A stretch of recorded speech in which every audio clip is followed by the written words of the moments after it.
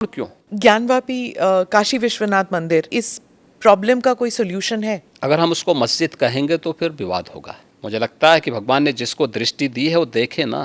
त्रिशूल मस्जिद के अंदर क्या कर रहा है? हमने तो नहीं रखे ना। ज्योतिर्लिंग हैं, देव प्रतिमाएं हैं, पूरी दीवारें चिल्ला चिल्ला के क्या कह रही हैं। और मुझे लगता है कि ये प्रस्ताव मुस्लिम समाज की तरफ से आना चाहिए कि साहब ऐतिहासिक गलती हुई है और उस गलती के लिए हम चाहते हैं समाधान हो। देखिए, योगी आदित्यनाथ जी ने बहुत ही सच्ची और सही बात कही है, और इस सही बात कहने के लिए बड़ा जज्बा चाहिए। और एक सत्य को स्वीकार करना या किसी से कहना कि सत्य को स्वीकार कर लीजिए, तो गलती क्या है? ये तो मुस्लिम पक्ष को उन्होंने जगाया है कि आप सो रहे हो, आप देखो इतिहास क्या है, ऐतिहासिक तथ्य क्या हैं। किसी बाका में मत आइए, विवाद मत बढ़ाइए। ऐतिहासिक तथ्य क्या है? वो जो भवन है उसकी बिल्डिंग के स्ट्रक्चर क्या है, पूरा पूरा मंदिर का है। जितने ऐतिहासिक तथ्य, जितनी इतिहास किताबें हैं, सब में लिखा हुआ है। इवन मुस्लिम स्कॉलर्स ने लिखा है, मुस्लिम इतिहासकारों ने लिखा है। इरफान हबीब ने कहा है कि सही है कि मंदिर गिराकर मस्जिद बनाई गई। तो एक सच्चाई स्वीकार करने में उन्होंने आह्वान किया है, तो इसमें गलती क्या है? दूसरी बात, मैं समझता हूँ मुस्लिम पक्ष को बजाय जिद करने को, मस्जिद के नाम पर महाजिद करने को, वो वास्तव में जो उनका इंटेलिजेंस क्लास बुद्धिजीवी वर्ग है, वो बैठेगा, सोचेगा, समझेगा और इस सच्चाई पर बात होगी। और मैं समझता हूँ कि बड़प्पन इसमें होता है। जो अगर ऐतिहासिक भूल हुई है तो भूल मानने में जो इंसान मान लेता है भूल, वो बड़ा होता है, छोटा नहीं होता है। भूल पर झूठ बोलते रहना, जिद करना, वो गलत बात है। भूल मान के सच्चाई स्वीकार कर लेना, ये तो बड़प्पन की निशानी है। हिंदू शास्त्र तो यही सिखाया है, हमेशा से हिंदू धर्म ने सिखाया है कि सच्चाई स्वीकार करिए, भूल हुई है, गलती मानिए। हमारे राजा महाराजा ने गलती मानी है, तो गलती मानने में क्या दिक्कत है? पर आप एक आतताई का, झूठी बात का, जो बाहर के लोग आए थे, जिन्होंने इस्लामिक रूलर, जिन्होंने आतताई ढंग से यहाँ पर हिंदू मंदिर को बर्बाद किया, अगर उनका साथ देते हैं तो भाई न चारा कुछ नहीं हो सकता। तो उस भाईचारा को कायम करने के लिए योगी आदित्यनाथ जी के जो स्टेटमेंट, उसको उस परिप्रेक्ष्य में देखिए कि मुखिया होने के नाते उनको कितनी चिंता है प्रदेश की कि भाई विवाद न बढ़े। देखिए, सत्य आ गए, सच्चाई स्वीकार कीजिए। ये तो नहीं कहा कि मैं कोई आदेश दे रहा हूँ, कोई आदेश तो नहीं दिया है, राय दी है, अपनी बात रखी है, सच्चाई स्वीकार करने के लिए राय दी है और उसके सबूत है। मैं बताऊँ, मैं तो इस केस में 6 केस मैंने फाइल किए हैं, 6 मैंने स्वयं बना के फाइल किए हैं। मैं केस की एक बारीकी को मैं जानता हूँ। इस केस में वो तथ्य हैं कि लोग हिल जाएंगे, पूरा हिंदुस्तान हिल जाएगा। ऐसा ही सर्वे की रिपोर्ट आने दीजिए। अगर हो गई तो आपको वो तथ्य भी दिखाएंगे जो आप सोच नहीं सकते थे।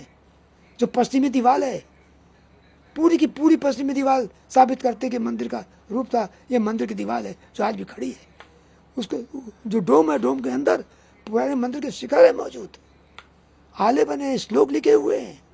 कितनी सच्चाई से आप नहीं मानेंगे? कब तक नहीं मानेंगे? सत्य तो वो चीज़ होती है जो आती है।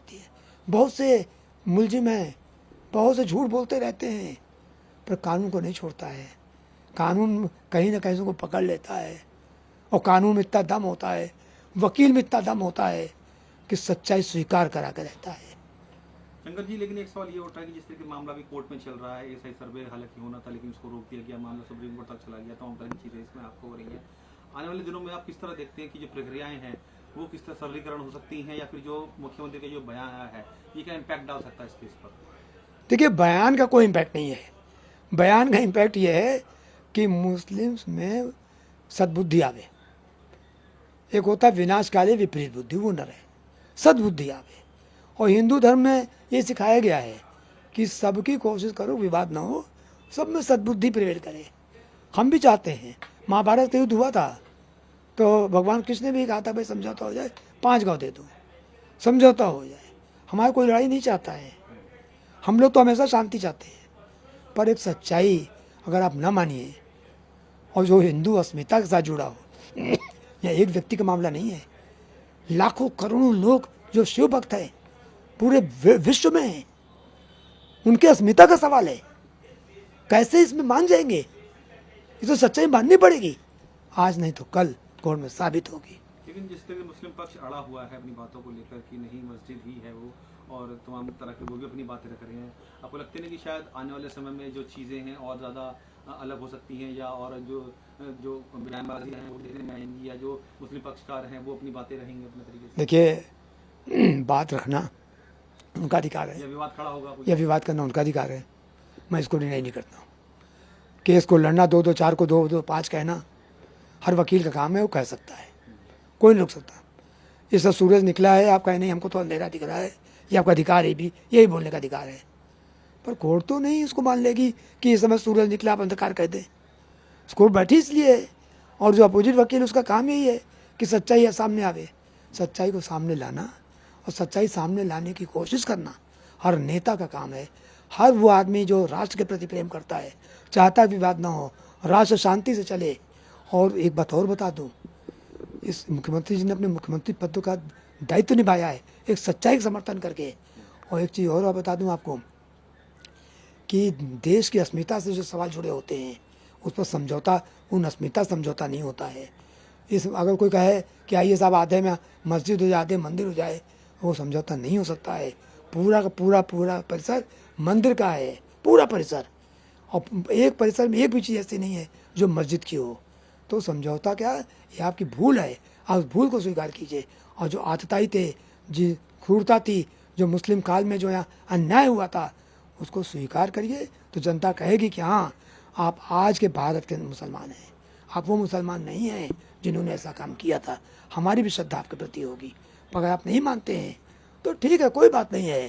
अब तो फिर हम भी कहेंगे विवाद हो रहा है, हो जाने दो, आगे बढ़ रहा है बढ़ जाने दो, अब जो होगा सो हम भी करेंगे। और अब तो आर पार की लड़ाई होगी और इसको बोले को हम पा कर